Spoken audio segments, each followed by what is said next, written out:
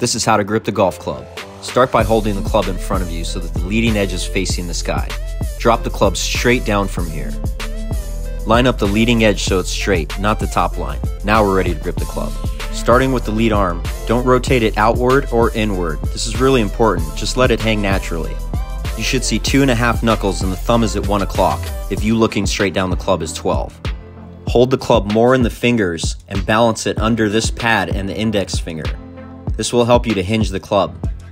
If you hold the club too much in the palm and you try to balance it with the pad and the index, the club would fall out. This connection is so important. Start off by feeling like you're shaking hands with the club with your right hand. Then grip the club. You should see 2 fingernails in your right hand and your thumb is at 11 o'clock. Both creases in between your thumb and your index finger should point in between your right ear and your right shoulder.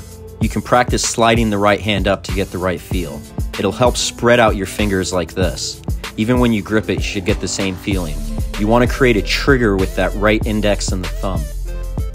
This trigger allows you to balance the club at the top of the swing. If you didn't have the trigger, the club would fall out of your hands.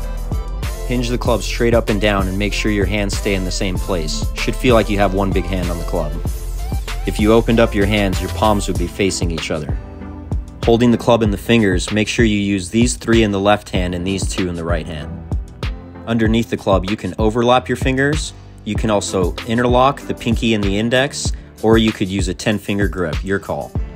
The club and the arms are not in a straight line when you grip the club. There is a preset hinge built in, probably about 20-30 degrees. If you have space between the thumb and the index, it means that your club is too much in your palm. Move the club down towards your fingers. Now notice there's no space between the crease. The grip I've shown you is a neutral one and helps the ball go straight. There's also a closed face grip where you rotate your hands to the right. This helps the ball go to the left and is good for a lot of amateur golfers. The open face grip is when you rotate your hands to the left. It makes the ball go right. Do not use this one. This is the grip we see most beginning golfers use. This grip has never been taught by any golf professional. If you tried to hinge it, it would fall out of your hands. You can practice hinging the club with no thumbs to make sure it's in your fingers. On a scale from 1 to 10, with 10 being the hardest you could grip the club, you should be at a 3 or 4 for your grip pressure. Practice. Remember, you got this. Break.